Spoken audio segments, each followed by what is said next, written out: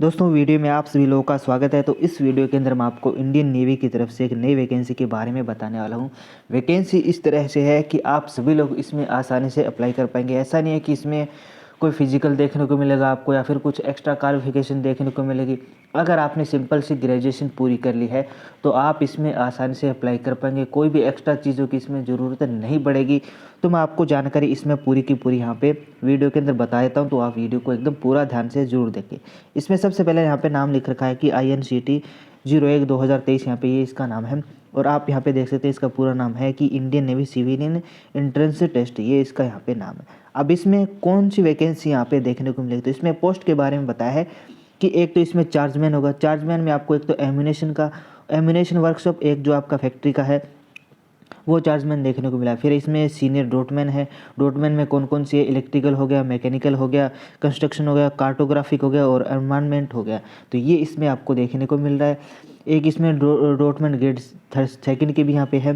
फिर एक इसमें ट्रेडमैन की वैकेंसी देखने को मिल रही है। तो 3 तरह की वैकेंसी है, चार्जमैन, डॉटमैन और ट्रेडमैन। ये 3 तरह की पोस्ट आपको इसमें देखने को मिल रही है। तो इससे रिलेटेड मैं आपको जानकारी यहाँ पे बता देता हूँ। अब इसमें क्या है, जो आपकी चार्जमैन और डॉटमैन है वो आपकी ग्रुप बी की पोस्ट रहने वाली है। ये नॉन गेजेटेड और नॉन मिनिस्ट्रियल पोस्ट है। पे लेवल भी इनका अच्छा खासा पे लेवल है, यहाँ पे लेवल 6 दे रखा है। और पे बैंड यहाँ पे एज पर 7th CPC है, यहाँ पे बता रखा है। तो अच्छी खासी सैलरी आपको इसमें देखने को मिलने वाली है। अब वैकेंसी यहाँ पे बता देता हूँ कि कितनी कितनी यहाँ पे वैकेंसी। सबसे पहले बात आती है चार्जमैन, जो एम्यूनेशन वर्कशॉप का चार्जमैन होगा उसकी यहाँ पे वैकेंसी कितनी है। तो टोटल तो आप वैकेंसी यहाँ पे देख सकते हैं 22 वैकेंसी है। अब UR की 12 है, SC की 3 है, ST की 2 है, OBC की 4 है और EWS की यहाँ पे 3 वैकेंसी है। तो मैं यहाँ पे एक काम करूँगा, आपको टोटल वैकेंसी इसमें बता दूंगा। आप अपनी कैटेगरी वाइज वीडियो को पॉज करके कैटेगरी वाइज अपनी अपनी वैकेंसी देख लेना, वरना वीडियो थोड़ा सा यहाँ पे लंबा हो जाएगा। फिर चार्जमैन जो फैक्ट्री है, फैक्ट्री की यहाँ पे 20 वैकेंसी। UR की यहाँ पे मैं बताता हूँ कि UR की 9 वैकेंसी। फिर जो सीनियर एक डॉटमैन आ गया इलेक्ट्रिकल, इसकी यहाँ पे अच्छी खासी वैकेंसी 142 वैकेंसी आपको यहाँ पे देखने को मिल रही है। और जनरल की यहाँ पे बात की जाए तो 58 है, OBC की 38 वैकेंसी है। फिर जो सीनियर डॉट्समैन जो मैकेनिकल है, मैकेनिकल कितनी कितनी है, 26 टोटल मैकेनिकल की वैकेंसी है। ये जनरल की कितनी है, 13 यहाँ पे जनरल की। और जो कंस्ट्रक्शन है, कंस्ट्रक्शन वाली की 29 वैकेंसी है। जो कार्टोग्राफिक है, कार्टोग्राफी की यहाँ पे 11 वैकेंसी है। और यहाँ पे आप लोग देख सकते हैं कि ST की यहाँ पे एक भी वैकेंसी नहीं है। फिर जो सीनियर डॉटमैन आर्मामेंट है उसकी कितनी है, उसकी यहाँ पे टोटल 50 वैकेंसी आपको देखने को मिल रही है। और इधर आप रिजर्वेशन वाली भी वैकेंसी देख सकते हैं कि कितनी कितनी है यहाँ पे। तो रिजर्वेशन वाली यहाँ पे एक दो वैकेंसी है। तो कुछ इस तरीके से तो होने वाली है। ये जो ग्रुप बी की पोस्ट है वो होगी। ग्रुप बी में कौन कौन सी है, चार्जमैन और ये डॉटमैन की ग्रुप बी में आएगी। फिर आती है ट्रेडमैन की वैकेंसी। ट्रेडमैन वाली ग्रुप सी की वैकेंसी है, ग्रुप सी की पोस्ट है, ये भी नॉन गेजेटेड है। और ये इंडस्ट्रियल वैकेंसी है, इंडस्ट्रियल में आपको इसमें काम यहाँ पे करना होगा। लेवल आप इसका 1 देख सकते हैं, लेवल इसका 1 है। और सैलरी भी यहाँ पे इसकी भी अच्छी खासी सैलरी आपको देखने को मिल रही है। अब यहाँ पे इसकी कमांड वाइज यहाँ पे अलग अलग वैकेंसी दे रखी है। सबसे पहले ईस्टर्न नेवल कमांड है, यहाँ पे टोटल वैकेंसी कितनी है, 9 है। और यहाँ पे जनरल की कितनी है, 5 है। फिर जो वेस्टर्न नेवल कमांड है उसकी यहाँ पे वैकेंसी अच्छी खासी है, 565, सबसे ज़्यादा वैकेंसी यही है। UR की इसमें 235 वैकेंसी। फिर जो सदर्न नेवल कमांड है, सदर्न में आपको 36 वैकेंसी देखने को मिल रही है। तो टोटल इसकी वैकेंसी कितनी है, तो टोटल इनकी यहाँ पे 610 वैकेंसी रहने वाली है। तो आप लोग वैकेंसी यहाँ पे अपनी अपनी कैटेगरी वाइज यहाँ पे वीडियो को पॉज करके एक बार देख सकते हैं। और टोटल इनकी वैकेंसी कितनी थी, तो यहाँ पे इनकी यहाँ पे टोटल वैकेंसी नहीं दे बता रखी है। तो आप लोग यहाँ पे उसी तरीके से जोड़ के आप लोग यहाँ पे देख सकते हैं तो टोटल इनकी कितनी वैकेंसी है। तो वैकेंसी कुछ इस तरीके से रहने वाली। और इधर यहाँ पे रिजर्वेशन वाली वैकेंसी यहाँ पे दे रखी है। फिर यहाँ पे जो आपकी डिसेबिलिटी है, डिसेबिलिटी के बारे में बता रखा है कि कौन कौन से कैंडिडेट जो चार्जमैन एम्यूनेशन वर्कशॉप है उसमें कौन कौन से आ सकते हैं।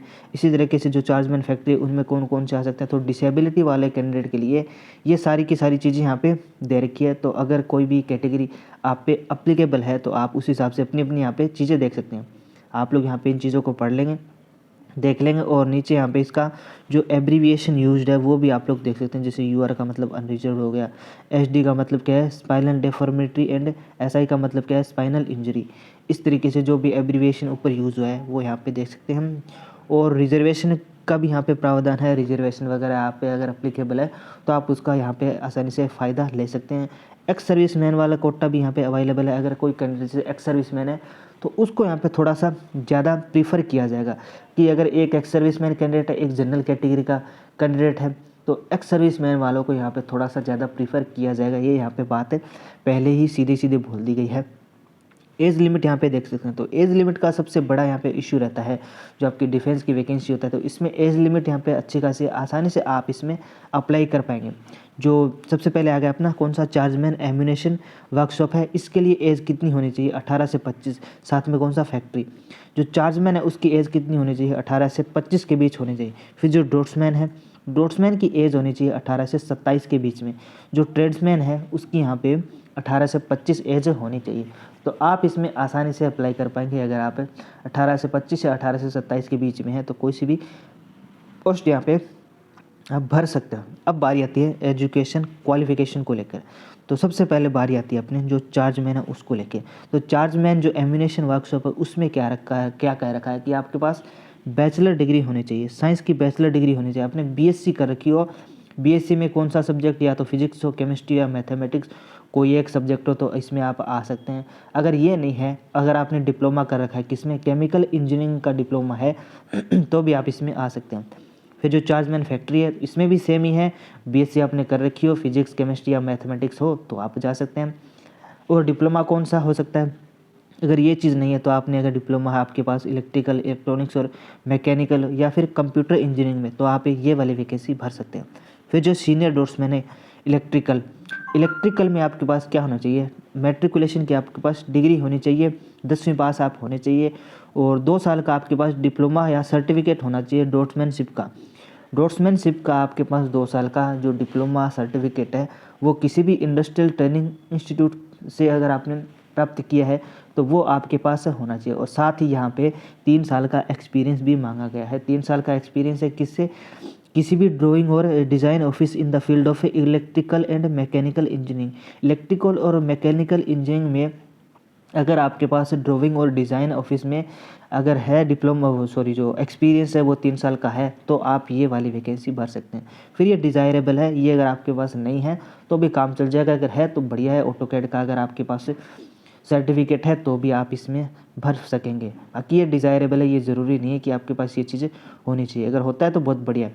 फिर जो डॉटमैन मैकेनिकल है उसमें क्या चाहिए, तो उसमें भी सेम ही है, 10वीं पास होना चाहिए, आपके पास 2 साल का जो सर्टिफिकेट है डिप्लोमा है डॉटमैनशिप का वो होना चाहिए, और 3 साल का एक्सपीरियंस होना चाहिए किसी भी फील्ड में, मैकेनिकल इंजीनियरिंग के किसी भी फील्ड में। इसमें दे रखा है कि ड्राइंग और डिज़ाइन ऑफिस से।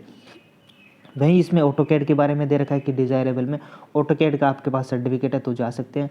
अब कंस्ट्रक्शन में क्या है, तो कंस्ट्रक्शन में भी आपको सेम ही है, 10वीं पास आप होने चाहिए, 2 साल का डिप्लोमा और सर्टिफिकेट होना चाहिए डॉटमैनशिप का, और मैकेनिकल और नेवल आर्किटेक्चर इंजीनियरिंग के फील्ड में ड्राइंग और डिजाइनिंग ऑफिस से अगर आपके पास एक्सपीरियंस है 3 साल का तो ये वाली वैकेंसी आप पे भर सकते हैं। और सेम इसमें ऑटोकैड वाली चीज़ें दे रखी है।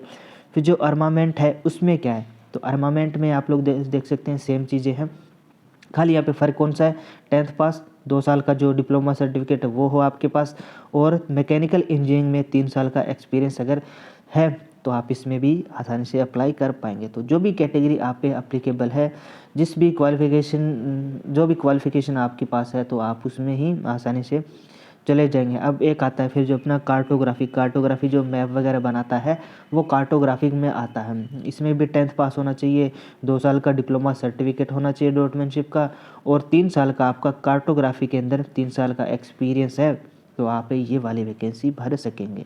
ट्रेडमैन में क्या है, तो ट्रेडमैन में 10वीं पास होनी चाहिए, प्लस जो भी रेलेवेंट ट्रेड है, इसमें ट्रेड के बारे में मैं थोड़ी देर में आपको, या हो सकता है कि लास्ट के अंदर ट्रेडमैन में कौन कौन सी यहाँ पे वैकेंसी है या फिर कौन कौन सी पोस्ट बोल सकते हैं कि कौन कौन सी पोस्ट आएगी, उसके बारे में मैं बताऊंगा। तो आपके पास 10th प्लस ITI का आपके पास से एक सर्टिफिकेट या फिर डिप्लोमा इसमें होना चाहिए ट्रेडमैन के लिए। तो जो आपका कौन कौन सी पोस्ट है वो मैं आपको थोड़ी देर बाद में यहाँ पे बताऊँगा। अब यहाँ पे जो जॉब का नेचर है कि आपको क्या क्या काम करना होगा वो यहाँ पे बता रखा है, तो थोड़ा सा बहुत मैं यहाँ पे ऊपर से बताया था, इतना ज़्यादा डीप में यहाँ पे चीज़ें नहीं बताऊँगा क्योंकि आप वो इन चीज़ों को आसानी से पढ़ सकते हैं। तो चार्जमैन का आप बोल सकते हैं कि चार्जमैन होगा, जैसे एम्यूनेशन वर्कशॉप दे रखा है, तो एम्यूनेशन वर्कशॉप में जो भी काम होगा आप अपने सीनियर को रिपोर्ट करेंगे कि इसमें आज ये काम हुआ, यहाँ पे ये काम हुआ है, आपके अंडर में बंदे काम करेंगे तो आपको उनका ध्यान रखना है। उन पे जितने भी आप एक प्रकार से बोल सकते हैं कि चार्जमैन का आपका जो चार्ज का काम है वो आपके पास होना चाहिए। जो भी आपका एम्यूनेशन वर्कशॉप है, जहाँ पे भी आपकी ड्यूटी होगी, वहाँ पे रिपेयरिंग मेंटेनेंस का जो भी काम है सारा का सारा आपको यहाँ पे चीज़ें देखनी होगी। इंस्पेक्शन का जो भी है वो यहाँ पे होगा। फिर जो चार्जमैन फैक्ट्री हो गया, तो आप बोल सकते हैं कि फैक्ट्री के अंदर आपका काम होगा। फैक्ट्री के अंदर आपकी चीज़ें यहाँ पे देखी जाएगी, किस तरीके से काम हो रहा है, फंक्शनिंग हो गया, स्टोर हो गया, सप्लाई का काम हो गया, सारा का सारा काम यहाँ पे आपको देखना होगा। फिर आपको आपका जो सुपीरियर है उसको आपको रिपोर्ट यहाँ पे करना होगा। और जो ड्रॉटमैन है, ड्रॉटमैन का काम क्या है? ड्रॉटमैन का काम है कि जो शिप वगैरह उस पे काम होता है। ड्रॉट्समैन जो शिप का काम है उसका होता है। अब इसमें इलेक्ट्रिकल लिख रखा है, तो इसका मतलब जो इलेक्ट्रिक का जितना भी काम होगा शिप वगैरह के अंदर, वो सारा का सारा काम आपको यहाँ पे देखना होगा। जो मेंटेनेंस है, रिकॉर्ड रखना है, स्केच है, फ्लो डायग्राम है, और जो सिस्टम और फिटिंग है, वो सारा का सारा चीज़ें यहाँ पे आपको करनी होगी। फिर जो मैकेनिकल है, तो मैकेनिकल में आपका शिप का जो भी मैकेनिकल पार्ट का जितना भी काम होगा, मशीनरी का जितना भी काम होगा, वो सारा का सारा यहाँ पे आपके अंडर में रहेगा। फिर जो सीनियर डॉटमैन जो कंस्ट्रक्शन है, तो कंस्ट्रक्शन में वाले में आपको ड्राइंग का काम हो गया, स्ट्रक्चर प्लान हो गया, एलिवेशन हो गया, फ्रेम सेक्शन हो गया कि चीज़ों को किस तरीके से बनाना है, आपका जो लेआउट है लेआउट तैयार करना, ये सारा का सारा काम इसमें रहेगा। फिर जो कार्टोग्राफी का है, कार्टोग्राफी में जो मैप वाला काम होता है वो होता है। इसमें मैपिंग प्रोसेस का काम होता है। जो मैपिंग प्रोसेस है उसका डॉक्यूमेंटेशन का काम, आपको चार्ट प्रिपेयर करना है, जो भी रिकॉर्ड है वो आपको यहाँ पे चार्ट्स का रिकॉर्ड है वो यहाँ पे देखना होगा। फिर आगे लिख रखा है to download satellite images and register the images, कि सैटेलाइट इमेजेस को डाउनलोड करना है, जो भी कोस्टलाइन है, सैटेलाइट इमेज है, वो सारा का सारा इसमें चीज़ें आपको यहाँ पे देखने को मिलेगी। तो आप लोग चीज़ों को यहाँ पे देख सकते हैं कि किस तरीके से जो कि जैसे जिस तरीके से हम रोड पे चलते हैं तो वहाँ पे हमको मैप की ज़रूरत होती है, उसी तरीके से जो शिप है पानी में चलेगी तो वहाँ पे भी मैप की यहाँ पे ज़रूरत होगी। तो जो सारे काम है लैटिट्यूड लॉन्गिट्यूड वाले जो आप लोग पढ़ते हैं वो सारे के सारे इसी में रहने वाले हैं। फिर जो सीनियर डॉटमैन है, जो आर्मामेंट है, इसका यहाँ पे क्या है, तो इसमें दे रखा है कि collect and necessary technical data required to prepare provisional drawing, record day to day progress made in work and bring to the notice in of officer in charge of issues. कि आपको जो भी टेक्निकल डाटा रिक्वायर्ड होगा, drawing वगैरह का जितना भी काम हुआ है डे टू डे में, वो सारा का सारा डेटा आपको कलेक्ट करना है, और जो भी ऑफिसर होगा, इंचार्ज होगा, उसको लाके आपको चीज़ें देनी होगी। तो आपका मेन काम क्या है? डेटा कलेक्ट करने का आपका काम है कि कितना काम हुआ है, कितना यहाँ पे बाकी काम बचा है। तो सारा का सारा चीज़ें यहाँ पे है वो यहाँ पे करना होगा। कोई भी अगर आपको अप्रूवल लेना है किसी भी चीज़ को लेके, तो वो भी काम आपका ही यहाँ पे रहने वाला। तो काम इसमें इस तरीके से होगा। फिर जो ट्रेडमैन वे मेट है उसमें क्या होगा, तो इसमें होगा क्या कि इसमें प्रोडक्शन का काम आपको देखने को मिलेगा। मेंटेनेंस ऑफ शॉप हो गया, शिप या सबमरीन के अंदर प्रोडक्शन का काम है वो आपको यहाँ पे करना होगा। जनरल जो साफ़ सफाई है वो भी आपको करनी पड़ सकती है। आपको फाइल इधर उधर ले जानी है, आपको फोटोकॉपी का काम देखना है, फैक्स भेजना हो, प्राप्त करना हो, लेटर्स हो। फिर आगे नॉन कलर का वर्क है, जितना भी जो नॉन कलर के वर्क है वो भी आपको इसमें करना होगा। Assisting in routine office work like diary, dispatch etc including on computer, जो भी रूटीन का काम है ऑफिस का वो आपको यहाँ पे देखना होगा। डिलीवरी ऑफ डाक की डिलीवरी का काम होगा। वॉच एंड वार्ड ड्यूटी की आपको वॉच एंड वार्ड ड्यूटी आपको यहाँ पे देखनी होगी। ओपनिंग एंड क्लोजिंग ड्यूटी, फिर cleaning of building fixture, building की साफ़ सफाई वगैरह का, डस्टिंग ऑफ फर्नीचर की साफ़ सफाई। अब keeps of parks, lawns, potted plants, पेड़ पौधे हैं, मैदान है, उनको आपको यहाँ पे ध्यान रखना होगा। और कोई भी जो भी आपका जो सुपीरियर है वो अगर कहेगा वो आपको काम इसमें करना होगा। तो आप बोल सकते हैं कि जो ऑफिस बॉय काम करता है उस तरीके का काम इसमें रहने वाला है। फिर एज को लेके अब एज रिलैक्सेशन भी आपको इसमें देखने को मिलेगा कि कितनी कितनी एज रिलैक्सेशन है। तो जो भी कैटेगरी आप पे अप्लीकेबल है उस हिसाब से यहाँ पे आप लोग देख लेंगे। SC/ST वालों को 3 साल का, OBC वालों को यहाँ पे SC/ST को 5 साल और OBC को 3 साल का यहाँ पे रिलैक्सेशन देखने को मिल रहा है ग्रुप बी की पोस्ट और यहाँ पे ग्रुप सी की पोस्ट के लिए। तो दोनों में ही सेम है, कोई ज़्यादा आपको डिफरेंस देखने को नहीं मिलेगा। तो ये है इसमें। अब यहाँ पे जो फीस है उसकी हम बात कर लेते हैं, एग्जामिनेशन फ़ीस। तो SC/ST, PWBD और जो वुमेन कैंडिडेट है उनकी तो फीस यहाँ पे नहीं लगेगी। कौन कौन से? SC/ST, PWD, एक्स सर्विसमैन और जो वुमेन है उनकी फ़ीस नहीं लगेगी। बाकी जितने भी बच गए हैं OBC, जनरल, UR, उनकी 295 रुपये फ़ीस यहाँ पे लगने वाले, 295 रुपये यहाँ पे लगने वाले हैं। तो फीस यहाँ पे कुछ इस तरीके से। एग्जामिनेशन सिटी कौन सी होगी? तो फॉर्म भरोगे तो आपको यहाँ पे पता चल जाएगा कि कौन कौन सी डिफरेंट एग्जामिनेशन सिटी है वो यहाँ पे आएगी। आपको 3 चॉइस वहाँ पे भरनी होगी। आप जब फॉर्म भरोगे तो आपसे पूछा जाएगा कि कौन कौन सी सिटी में यहाँ पे फॉर्म जो एग्ज़ाम है वो देना चाहते हैं। तो आपको 3 सेंटर उसमें भरने होंगे। आप 3 सेंटर भर देंगे, उनमें से ही कोई सा आपका आ जाएगा। मोड ऑफ सिलेक्शन, तो सिलेक्शन का मोड इसमें क्या होगा, तो इसमें क्या आपका पेपर देना होगा, फिर आपका जो डीवी है वो हो जाएगा, फिर जो मेडिकल है वो यहाँ पे होगा। तो इसमें किसी भी तरह का जो फिजिकल है वो नहीं देखने को मिलेगा। फिजिकल वगैरह कुछ भी इसमें नहीं है, हाइट वगैरह का कोई भी कुछ भी इसमें काम नहीं है। तो ये इसमें सबसे बढ़िया बात है। अब एग्ज़ाम में क्या कुछ आएगा, तो हिंदी और इंग्लिश दोनों में ही आपका पेपर देखने को मिलेगा। 4 सब्जेक्ट इसमें आएगा। जी जनरल इंटेलिजेंस हो गया, जिसको हम क्या बोलते हैं, हम रीजनिंग बोलते थे, उसके 25 क्वेश्चन हैं।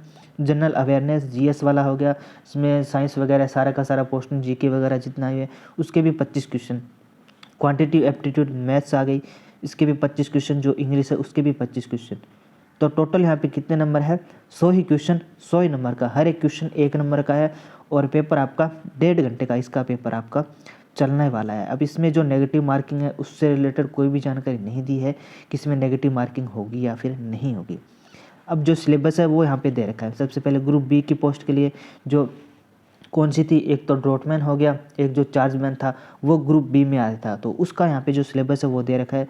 तो सिलेबस वही जनरल इंटेलिजेंस का हम चीज़ें पढ़ते हैं वही यहाँ पे रहने वाला है। तो सिलेबस एक बार आप यहाँ पे अपनी नज़रों में से निकाल लेंगे कि सिलेबस में क्या कुछ यहाँ पे दे सका है। ये क्वांटिटी एप्टीट्यूड का हो गया, फिर यहाँ पे इंग्लिश का सिलेबस हो गया। फिर जो ग्रुप सी की पोस्ट कौन सी थी, ग्रुप सी में यहाँ पे थोड़ा सा जो सिलेबस है वो इतना ज़्यादा वर्स्ट नहीं है, इसमें थोड़ा इजी चला जाता है। जो कौन सा था, जो आपका ट्रेडमैन था, ट्रेडमैन में आपको चीज़ें कम देखने को मिलेगी। वहीं ये जनरल इंटेलिजेंस हो गया, जनरल अवेयरनेस हो गया, जो मैथ्स है वो हो गया, फिर आपका इंग्लिश हो गया। अब आगे एक सेक्शन में और दे रखा है कि रेजुलेशन ऑफ टाई। इसमें दे रखा है कि मान के चलते हैं कि 2 कैंडिडेट उनके नंबर सेम आ रहे हैं, तो कौन से कैंडिडेट को यहाँ पे प्रीफरेंस दी जाएगी। तो ये यहाँ पे बताया गया। तो यहाँ पे जो भी इसका प्रोसीजर है वो यहाँ पे बता दिया गया है। तो इस चीज़ को आपको पढ़ने की कोई भी ज़रूरत नहीं है। ये स्क्राइब के बारे में लिखा है कि मान के चलते हैं कि आपको स्क्राइब की ज़रूरत है, तो स्क्राइब की ज़रूरत है तो इसके लिए जो भी इंपॉर्टेंट इंस्ट्रक्शन है वो यहाँ पे दे रखे हैं। तो आप इनको पढ़ लेंगे। अगर स्क्राइब आपको चाहिए तो आप चीज़ों को एक बार यहाँ पे ध्यान से देख लेंगे। नॉर्मलाइजेशन इसमें देखने को मिल सकता है, इसमें ये कहा है। और एग्ज़ाम की डेट के बारे में अभी कुछ भी नहीं यहाँ पे बताया है। एग्ज़ाम की डेट के लिए आपको यहाँ पे ऑनलाइन जानकारी मिल जाएगी और ये इसकी ऑफिशियल वेबसाइट है, इसी पे जाके आप अप्लाई कर पाएंगे। अब यहाँ पे जो डेट्स वगैरह इंपॉर्टेंट डेट्स वो यहाँ पे नहीं बताई है, तो वो मैं यहाँ पे बता देता हूँ कि 18 दिसंबर से फॉर्म इसके शुरू हो रहे हैं। आज ही से इसके फॉर्म शुरू हो रहे हैं और लास्ट डेट कितनी, 31 दिसंबर इसकी लास्ट डेट है। तो 12 दिन आपके पास है, इन 12 दिनों में आप अप्लाई कर पाएंगे। तो आप इसको यहाँ पे 12-13 दिन में आसानी से यहाँ पे चीज़ें अप्लाई कर पाएंगे। अब यहाँ पे जो ऑनलाइन फॉर्म भरोगे तो आपको इसमें गाइडलाइन दे रखी है कि क्या कुछ इसमें होना चाहिए। चीज़ें सारी की सारी आपको एकदम सही से अच्छे तरीके से भर लेनी है ताकि आपको किसी भी तरह की दिक्कत ना हो। फ़ोटो वगैरह का क्या सीन है, तो 20 से 50 KB के बीच फ़ोटो वगैरह होनी चाहिए। सिंपल जो नॉर्मल आपकी फ़ोटो वही होनी चाहिए। जो आपकी करंट की ताज़ा फ़ोटो है वो लगानी है। ऐसा नहीं है कि आप 10 साल पुरानी 5 साल पुरानी फ़ोटो लगा रहे हो। जो भी आपका कैटेगरी का सर्टिफिकेट है वो भी आपको लगाना है। जो एजुकेशन क्वालिफ़िकेशन है वो वाली चीज़ें आपको लगा लेनी है। हाईएस्ट क्वालिफ़िकेशन है, जितने भी इंपॉर्टेंट डॉक्यूमेंट्स हैं, जो भी आप हैं, कोई अगर डिसेबिलिटी है तो उसका डॉक्यूमेंट भी आपको यहाँ पे लगा देना है। सारे के सारे डॉक्यूमेंट्स आपको यहाँ पे लगाने हैं। इनको स्कैन करके आपको यहाँ पे पहले से ही रख लेना है। फिर जो जनरल इंस्ट्रक्शन है कैंडिडेट के लिए वो यहाँ पे दे रखे हैं। नेशनलिटी का है कि आप अगर इंडिया, नेपाल, भूटान और तिब्बत रिफ्यूजी है तो आप इसमें आसानी से अप्लाई कर पाएंगे। तो कुछ इस तरीके से चीज़ें यहाँ पे दे रखी है। बाकी यहाँ पे कुछ भी आपको ज़्यादा देखने की ज़रूरत नहीं है। जो इम्पोर्टेंट जानकारी थी वो मैंने यहाँ पे ऊपर बता दी है। अब एक यहाँ पे मैं थोड़ा सा आपको बताता हूँ कि जो आपका जो ट्रेडमैन वाला था, ट्रेडमैन के अंदर कौन कौन सी आपकी चीज़ें देखने को मिल रही है, ट्रेडमैन में कौन सा आपकी जो पोस्ट है, वैकेंसी है, वो आपको कौन कौन सी देखने को मिलती है। तो ट्रेडमैन में यहाँ पे आप ट्रेड का नाम देख सकते हैं कि कौन कौन सी ट्रेड आती है। कारपेंटर हो गया, सिविल इंजीनियरिंग असिस्टेंट हो गया, central air condition plant mechanical हो गया, कंप्यूटर हार्डवेयर नेटवर्क मेंटेनेंस हो गया, कंप्यूटर ऑपरेटर प्रोग्रामिंग असिस्टेंट हो गया, जो computer aided embroidery and designing हो गया, फिर कटिंग एंड शेविंग हो गया, डोमेस्टिक पेंटर हो गया, ड्राफ्ट्समैन सिविल हो गया, ड्रेस मेकिंग हो गया, इलेक्ट्रीशियन हो गया, इलेक्ट्रीशियन पावर डिस्ट्रीब्यूशन हो गया, इलेक्ट्रॉनिक्स मैकेनिक हो गया, इलेक्ट्रोप्लेटर हो गया, फिटर हो गया, फाउंड्री मैन हो गया, इंडस्ट्रियल पेंटर हो गया, फिर information communication technology system maintenance हो गया, इंफॉर्मेशन टेक्नोलॉजी हो गया, इंस्ट्रूमेंट मैकेनिक हो गया, इंस्ट्रूमेंटल मैकेनिक केमिकल प्लांट हो गया। फिर आप भी यहाँ पे और चीज़ें यहाँ पे देख सकते हैं, काफ़ी आपको ज़्यादा यहाँ पे कुछ यहाँ पे 64 तरह की यहाँ पे जो ट्रेड है वो यहाँ पे आपको देखने को मिल रही है। तो वीडियो को पॉज करके आप चीज़ें देख सकते हैं, सारी की सारी बताना पॉसिबल नहीं है, वीडियो काफ़ी लंबा होता जा रहा है। तो आप लोग पॉज करके एक बार इनको देख लेंगे, वीडियो को पॉज करके चीज़ों को एक बार आप पढ़ लेंगे यहाँ पे। तो कुछ इस तरीके से यहाँ पे जो ट्रेड है वो है यहाँ पे। तो इनमें से किसी भी ट्रेड में अगर आपने डिप्लोमा या सर्टिफिकेट है तो आप इसमें आसानी से अप्लाई कर पाएंगे। तो ये थी इससे रिलेटेड जितनी भी जानकारी थी वो मैंने यहाँ पे आप लोगों को बता दी है। जो भी पॉइंट आपको पता होने चाहिए अप्लाई करने से पहले सारे के सारे पॉइंट यहाँ पे बता दिए हैं। फिर भी अगर आपको किसी और तरह की जानकारी चाहिए तो आप कमेंट कर सकते हैं, और साथ ही वीडियो को आप लोग लाइक कर सकते हैं। अगर चाहो तो अपने दोस्तों को भी वीडियो आप लोग शेयर कर सकते हैं, और इसी तरह की वीडियो अगर पाना चाहते हैं तो सब्सक्राइब आप ज़रूर करें। मिलते हैं किसी और वीडियो के अंदर, तब तक के लिए धन्यवाद।